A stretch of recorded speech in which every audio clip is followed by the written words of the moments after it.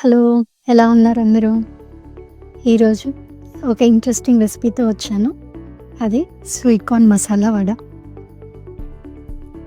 రెగ్యులర్‌గా ఆ sweet corn boil చేసుకొని తినే బదులు ఇట్లా ట్రై చేయండి. చాలా బావుంటుంది. పిల్లలు చాలా ఇష్టంగా తింటారు. ముందుగా నేను 4 స్వీట్ కార్న్ యూజ్ చేస్తున్నాను ఇక్కడ. నలుగురికి సరిపోతుంది. ఇలా క్రోగర్‌లో ఇక్కడ యూఎస్‌లో ఇట్లా దొరుకుతాయి ప్యాక్డ్. సో, అవి 4 తీసుకున్నాను. నీట్‌గా వాష్ చేసి కట్ చేసుకున్నాను. ఒలుచుకోవడం అంటే చాలా టైం పడుతుంది కదా! అండ్ అలాగే స్వీట్ కార్న్ కాబట్టి ఈజీగా రాదు పీల్ చేయడానికి. సో, ఇట్లా నైఫ్‌తో చేసేస్తున్నాను. ఈజీగా ఉంటుంది. 4 స్వీట్ కార్న్స్ కూడా ఇట్లా నీట్‌గా కట్ చేసుకొని ఒక బౌల్‌లో వేసుకుందాము.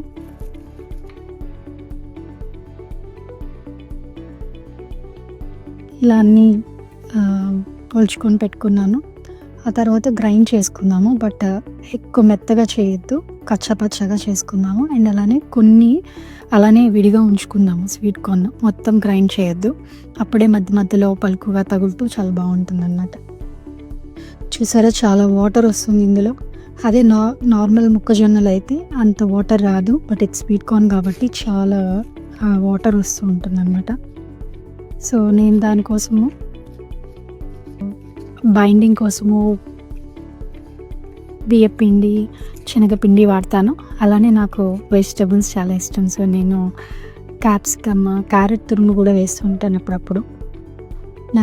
నాకు ఇంట్లో 4 ఉన్నాయి. 4 కలర్స్ ఉన్నాయి క్యాప్సికమ్. సో, నేను ఆ 4 వేస్తున్నాను. చాలా కలర్ఫుల్గా అనిపిస్తుంది. 4 బెల్ పెప్పర్స్ యూస్ చేస్తున్నాను.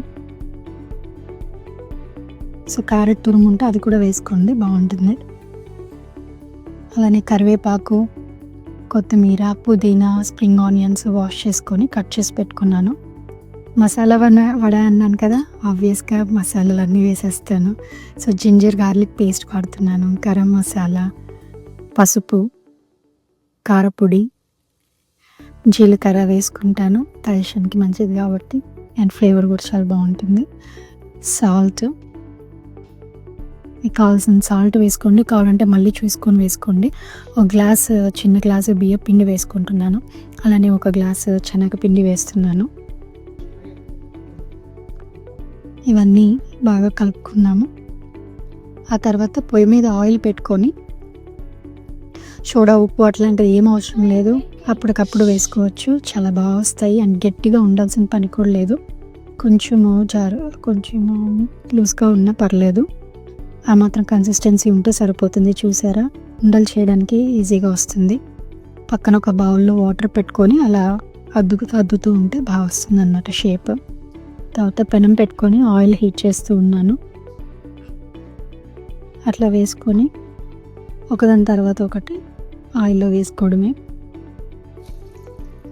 పక్కన వేయించినవి పెట్టుకోవడానికి ఒక టిష్యూ క్లాత్ వేసుకొని ఒక ట్రే పెట్టుకున్నాను. అలానే తీసుకోవడానికి గంటలు రెడీగా పెట్టుకున్నాను. ఇలా ఒకదాని తర్వాత ఒకటి వేసుకొని ఫ్రై చేసుకోండి.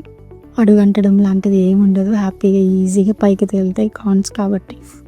చూసారు ఎంత కలర్ఫుల్గా ఉన్నాయో. చాలా టేస్టీగా ఉంటుంది. నేను పిల్లల బర్త్డే పార్టీస్కి, గ్యాదరింగ్స్కి, హాట్లక్స్ అట్లాంటి వాటికి చేస్తూ ఉంటాను. అందరూ చాలా ఇష్టంగా తింటూ ఉంటారు అడిగి మరి.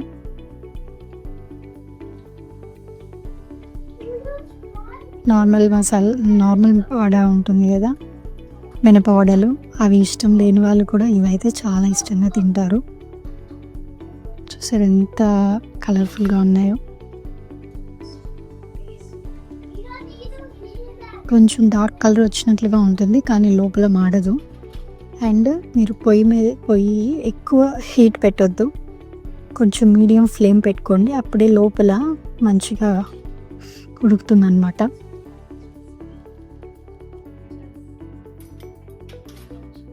ఎంత ఎమ్మీగా ఉన్నాయో.